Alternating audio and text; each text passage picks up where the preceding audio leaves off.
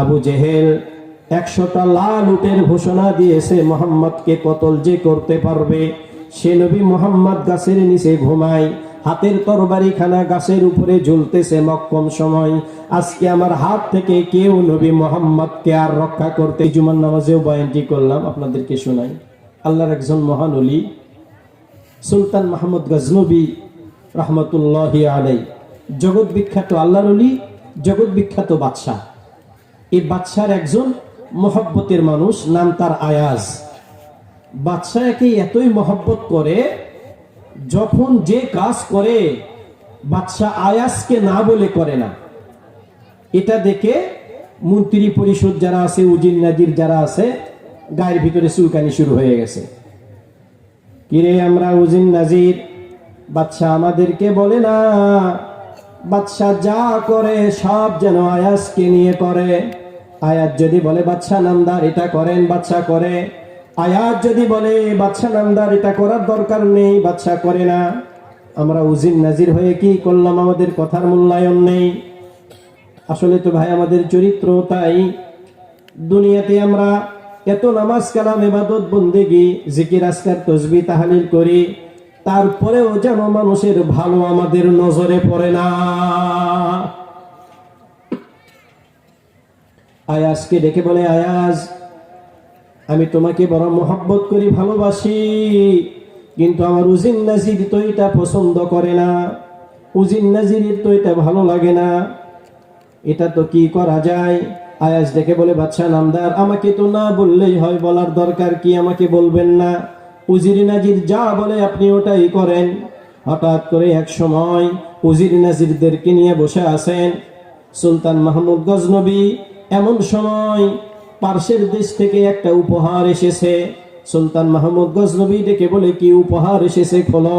উপহার খোলার পরে দেখা গেল দামি একটা হীরার টুকরা, মানিক মুক্তা হীরা দিয়ে সাজানো একটা অলংকার বাদশার সামনে পেশ করা হলো। বাদশাহ বলে, হা হা, মক্কম সুযোগ পেয়ে গেছি, এক্ষুনি এই মুহূর্তে আমার আয়াজকে আমি পরীক্ষা করে নিব। মন্ত্রী মহোদয় যারা আছেন, হঠাৎ করে সুলতান ডেকে বলে, মন্ত্রী মহোদয়ের ভিতরে প্রধান কে আছেন? অমুক, আসেন আমার কাছে। বলে, উপহার যেটা এসেছে কেমন দেখায়?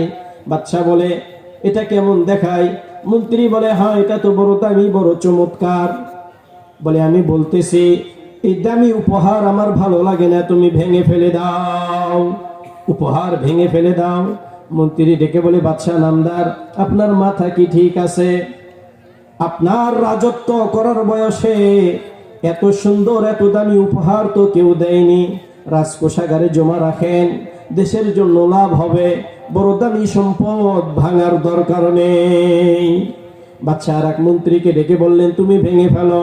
সেও একই কথা বলল। আর একজনকে ডেকে বলল, সেও যেন একই কথা বলে। বলতে বলতে বলতে বলতে হঠাৎ করে সুলতান মাহমুদ গজনবী ডেকে বলে, আয়াজ বসে আছো কেন? তোমার বাদশাহ তোমাকে হুকুম করতেছে, যাও যাও গহনাটি ভেঙে চুরমার করে দাও। ইতিহাস সাক্ষ্য দেয়, বাদশাহ বলতে দেরি, আয়াজ এক মুহূর্ত দেরি করেনি। সঙ্গে সঙ্গে হাতের ভিতরে নিয়ে আছাড় মেরে হীরার টুকরাটি ভেঙে চুরমার করে দিল। বাদশাহ এবার রাগে ক্ষোভে ধমক দিয়া বলে, আয়াজ আসলেই তুমি নাদান নালায়েক, বোকা, বললাম আর অমনি তুমি ভেঙে ফেললে। আয়াজ ডেকে বলে, বাদশাহ নামদার আমার ভুল হয়ে গেছে। কি হয়ে গেছে বলেন তো দেখি? কি বললো? আমার ভুল হয়ে গেছে বাদশাহ নামদার, ভুল হয়ে গেছে। কেউ ভাঙলো না, তুমি ভেঙে চুরমার করে দিলে, আর বলতেছো ভুল হয়ে গেছে। কেন তুমি ভেঙেছো বলো? আয়াজ ডেকে বলে, বাদশাহ নামদার আপনি আমাকে ভাঙার কথা বলেছেন, আমি আমার এই ক্ষুদ্র বেন দিয়ে চিন্তা করে দেখলাম, আমার মালিক আমার বাদশাহ আমাকে বলেছে, আয়াজ যাও ভেঙে চুরমার করে দাও। আমি চিন্তা ভাবনা করে দেখলাম, হীরার এই গহনার চাইতে আমার মালিক আমার বাদশার কথার দাম আমার কাছে বেশি। সুলতান মাহমুদ গজনবী হাসে আর বলে, ইমানদার মুসলমান দিলের কানে শুনে রাখো, নামাজ পড়ার কথা বললেই যারা ওজুহাত খোঁজ, রোজা রাখার কথা বললেই যারা ওজুহাত খোঁজ, তোমাদের হাসন নাসর ওই বেঈমান মন্ত্রীদের সঙ্গে হবে। আলোচনা বুঝে থাকলে বলেন তো দেখি, এই যে আয়োজন যেটা আমরা করেছি আল্লাহর ঘর মসজিদের জন্য, ঠিক নেবে ঠিক? এই আল্লাহর ঘরকে আমরা মহব্বত করি, ভালোবাসি বলেই তো লক্ষ লক্ষ টাকা খরচ করে আল্লাহর ঘর সুন্দরভাবে আমরা সাজাইতে চাই। ইমানদার মুসলমান, ঠিক আছে কিনা? আমরা আল্লাহ তাআলার কাছে দোয়া করব, মন প্রাণ উজাড় করে আল্লাহর ঘরে সাহায্য সহযোগিতা করব। রাজি আছেন ইনশাআল্লাহ? আসলে ভাই, ওয়াজ নসিহতের কোনো কমতি নাই, কিন্তু আমাদের আমলের বড় কমতি, ঠিক না ভাই? ঠিক। আমাদের গুনাহ করতে করতে করতে করতে এত বেশি গুনাহ করেছি, গুনার পাল্লাটা এত ভারী হয়েছে, ওয়াজ নসিহতের ময়দানে চোখে পানি আসে না, আল্লাহর কাছে হাত তুলি চোখে পানি আসে না, আল্লাহর কাছে কান্দি অভিনয় করি চোখে পানি আসে না। কথা কন না কেন? আল্লাহ সুবহানাহু ওয়া তাআলা আমাদের সকলকে মন প্রাণ উজাড় করে আল্লাহর ঘরে সাহায্য সহযোগিতা করার তৌফিক দান করুন, আমিন।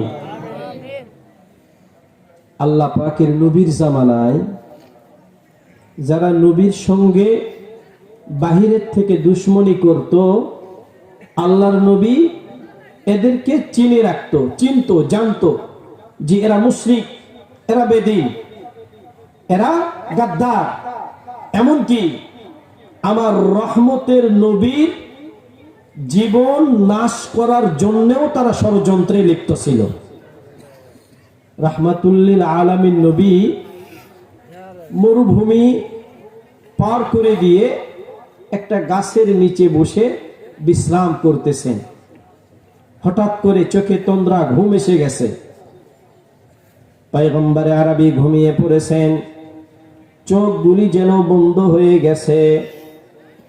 এমন সময় একজন বেদুইন এসে দেখে, আহারে, যে মুহাম্মদকে কতল করার জন্য আমি খুঁজতেছিলাম, আবু জেহেল 100টা লাল উটের ঘোষণা দিয়েছে মুহাম্মদকে কতল যে করতে পারবে। সে নবী মুহাম্মদ গাছের নিচে ঘুমায়, হাতের তরবারিখানা গাছের উপরে ঝুলতেছে মক্কম সময়। আজকে আমার হাত থেকে কেউ নবী মুহাম্মদকে আর রক্ষা করতে পারবে না। যেমনি বুদ্ধি তেমনি কাজ, গাছ থেকে তরবারিখানা নিয়েছে, হুঙ্কার দিয়ে বলতেছে, এই আল্লাহর বান্দা, আল্লাহর নবী মুহাম্মদ, ওঠো, আজকে আমার হাত থেকে কে তোমাকে রক্ষা করে এটাই আমি দেখব। ইমানদার মুসলমান বাবাজিরা আমার, যে পয়গম্বরকে আল্লাহ পাক রব্বুল আলামিন দিনের মিশন নিয়ে দুনিয়াতে পাঠাইছেন, দিনের পয়গাম নিয়ে দুনিয়াতে পাঠাইছেন, ওই নবীকে দুনিয়ার থেকে বিদায় করে দিবে এত সস্তা নয়। কথা বলেন? নবী প্রেমের প্রেমিক যারা, আল্লাহ রাসূলকে যারা মহব্বত করে ভালোবাসে, তারাও তো নিজের জান আর জীবনটা কুরবান করার জন্য তৈরি হয়ে গেছে। সাহাবীরা দাঁড়িয়ে গেছে আল্লাহর পয়গম্বরকে যেন প্রোডাকশন দেওয়ার জন্য। পয়গম্বর ডেকে বলে, না না, তোমাদের সাহায্য সহযোগিতা লাগবে না। আল্লাহর বান্দা হুঙ্কার দিয়ে বলে, নবী মুহাম্মদ, আজকে আমার হাত থেকে কেউ তোমাকে রক্ষা করতে পারবে না। কে তোমাকে রক্ষা করবে? আল্লাহর নবী মুস্কি মুস্কি হাসে আর বলে, কোনো ভয় নেই, শঙ্কাও নেই। যারা ইমানদার হয়, আল্লাহওয়ালা যারা হয়, মৃত্যুকে তারা কখনো ভয় পায় না। কথা বলেন? আল্লাহর খাস মাহবুব বান্দা, পেয়ারা বান্দা জিনারা হন, জেলখানার ভিতরে নেওয়া হলেও আল্লাহর কোরআন দিয়ে সেখানে ইবাদত বন্দেগী করে।